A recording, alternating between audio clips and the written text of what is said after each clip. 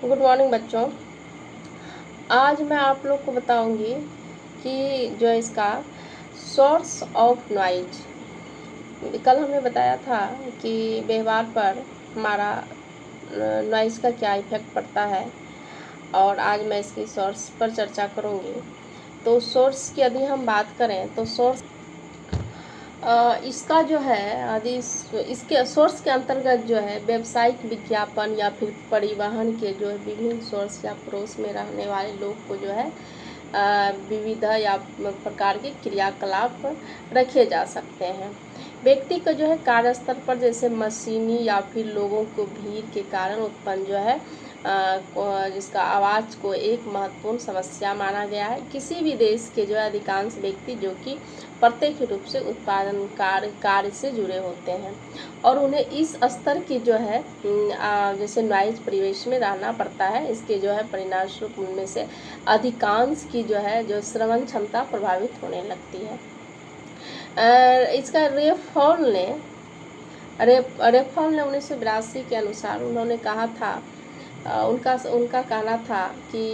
जो है निर्माण संबंधी कार्य में वाले व्यक्ति को जो है लगभग जो है 100 dB के जो है इसका जो है आवाज़ का परिवेश में कार्य करना पड़ता है। इसी प्रकार हवाई जहाज या मशीनी द्वारा जो है 88 से 120 dB की ध्वनि को उत्पन्न की जाती है, जबकि कोयले के जैसे कारखानों में या खानदान में जो है या फिर इसका जो है 95 से 104 dB की कोतवालपूर्ण ध्वनि उत्पन्न होती है। इस प्रकार हम कह सकते हैं कि स्थानों पर जो है अनवरत ही कार्य करते रहने से व्यक्ति को जो है श्रवण क्षमता जो है घट जाती है। और दूसरी यदि हम बात करें तो यदि हम इसमें मतलब यदि इफेक्ट की बात करें कि जैसे कि इसका जो है नॉइस पर दैहिक इफेक्ट क्या पड़ता है, तो दैहिक इफेक्ट की यदि हम बात करें, इसे अत्यधिक तीव्रता वाली जो है इसका जो है इसमें दिया गया रहता है, जिसमें कि समान रूप से जो है श्रवण क्षमता में कमी साथ साथ जो है व्यक्ति के शारीरिक या मानसिक जो है स्वास्थ्य पर भी निषेधात्मक मतलब प्रभाव पड़ता है। तो सबसे पहले इसका है कि श्रवण क्षमता में कमी होती है, और दूसरा है कि जैसे कि शारीरिक स्वास्थ्य या फिर मानसिक स्वास्थ्य पर भी इसका बहुत बड़ा इफेक्ट पड़ता है। यदि हम शारीरिक स्वास्थ्य की बात करें तो इसका इफेक्ट का इसका इस तरह पड़ता है जैसे कि उच्च स्तरीय जो है ध्वनि के कारण जो है उसमें उद्वेलन या फिर प्रतिबल में वृद्धि होती है। और इसमें जो है इस बात को साक्ष्य प्रस्तुत कुछ विद्वानों ने किया था कि जैसे 90 dB से अधिक या फिर अप्रत्याशित ध्वनि के कारण जो है जैसे केटोलेमाइड की जो मात्रा में वृद्धि होती है, और जैसे कि रक्तचाप होता है जैसे, और उसके बाद हृदय गति तेज होती है, त्वचा संबंधी या वृद्धि इसमें कुछ में कुछ मतलब बीमारियां भी उत्पन्न करती है। दूसरा यदि हम मानसिक स्वास्थ्य की बात करें कि मानसिक स्वास्थ्य में इसका क्या इफेक्ट पड़ता है, तो जैसा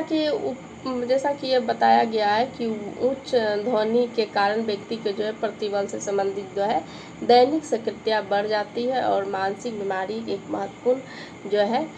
कारण जो है प्रतिबल होता है। और जैसे कि इसका जो है यदि नॉइज या फिर मानसिक विकृति के पारंपरिक संबंध में के बारे में उपज के अनुमान से भी किया जाता है। दूसरा है कि दूसरा यदि इस पर दिया हुआ है कि इसका कार्य निष्पादन पर भी प्रभाव पड़ता है। तो यदि अगर जो हम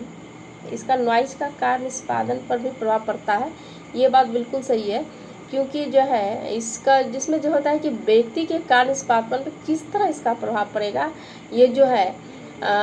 कोलाहल के प्रकार या प्रत्याशित या फिर अथवा जो है प्रत्याशित एवं उसकी तीव्रता के जो है साथ साथ प्रतिबल के सहन करने की व्यक्ति में क्षमता और उसमें जो है व्यक्ति की विशेषता पर भी निर्भर करता है। उसके बाद है इसमें बहुत तरह का है, वातावरण या ताप या फिर गर्मी पर या फिर इसका दैहिक प्रभाव क्या क्या पड़ता है। तो मैं कल आप लोग को सामने बताऊंगी कि वातावरण या ताप या गर्मी पर इसका क्या इफेक्ट पड़ता है। धन्यवाद।